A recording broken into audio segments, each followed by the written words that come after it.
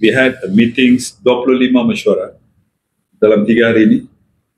Mesyuarat di mana mereka nak tahu apakah yang diperlukan di Malaysia. So total meeting yang kita jalankan dalam 3 hari ialah 25 B2B meeting dan 6 syarikat yang involved, 6 syarikat, mereka dari luar negara, dan 11 MOU ditandatangani, dan nilai MOU ialah ringgit Malaysia 550 juta ringgit. Mostly comes from the food security funding dari negara Saudi, Dubai dan juga South Korea, nilai yang paling besar. Salah satu kekekangan di Malaysia ialah kita ada tanah, we have talent, we have land, ada tanah, ada talent, ada bakat. Tapi dua masalah besar di Malaysia ialah, satu, dia tak tahu nak dipasarkan di mana, market. Nombor dua, teknologi. Dia tak gunakan teknologi pintar kerana kos dia tinggi.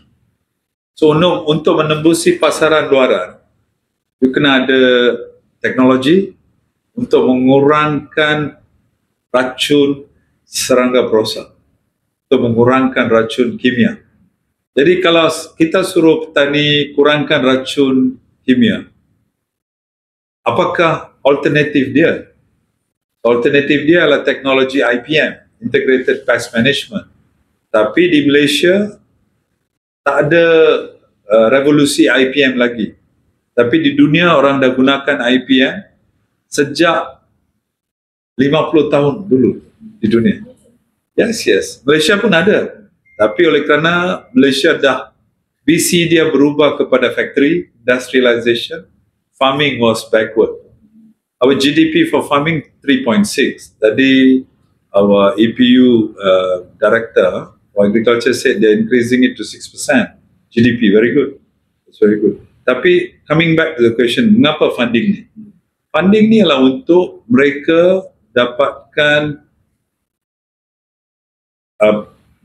teknologi dari luar negara untuk mereka bina rumah hijau yang sophisticated supaya tak ada tumbuhan di dalam yang rosak. Karena pasaran minta sekarang, pasaran dunia minta sayuran yang tak berbahaya untuk kesihatan. Kalau petani kita tak mengubah teknologi dia, kalau dia tak masukkan teknologi IPM di kebun dia, maka satu hari nanti dia tak akan dapat ekspor ke Singapura. Contoh. So, bila dia tak dapat ekspor, di negara ini pula, kebanyakan petani-petani jual di pasar borong. Nilai dia kurang. Kata orang buat cili, tiba-tiba harga jatuh. Bila harga jatuh, dia buat penilaian contoh ya. Katakan dia nak jual RM8 1 kilo. Tapi harga jatuh kepada RM6. Siapa nak tanggung RM2 itu? Jadi dia tak dapat pasaran dia. Dan untuk dapat pasaran, dia kena meningkatkan prestasi kebun dia. Untuk meningkatkan prestasi kebun dia, dia kena melabur. Tapi bank-bank di Malaysia, institusi dia tak beri pembiayaan kerana petani itu tak ada profile. You don't have the profile. Tak ada sitos yang betul, tak ada sikris yang betul report.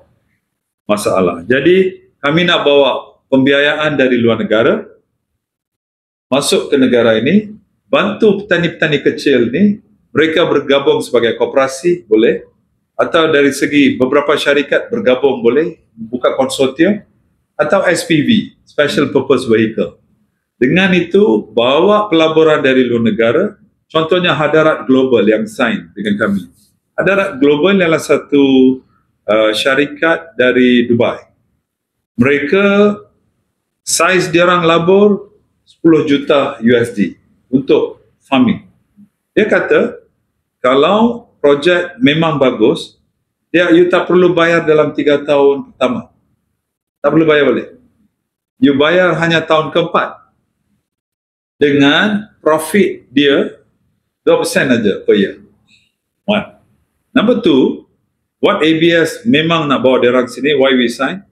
Kalau syarikat tu betul-betul serius dan telah pun implement apa yang dia janji, Adara Global willing to look at it, dia turn this loan into grant.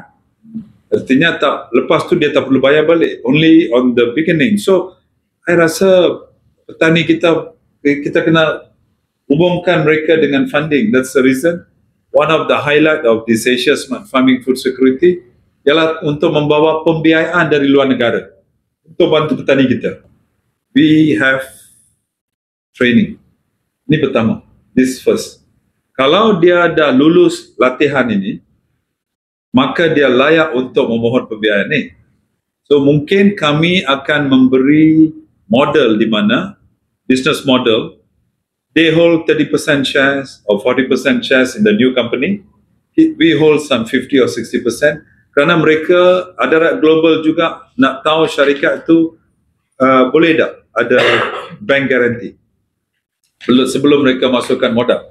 Jadi ABS akan memainkan peranan sebagai untuk memberi guarantee, cash guarantee dalam account supaya mereka masukkan duit modal untuk projek. So we akan mainkan peranan itulah.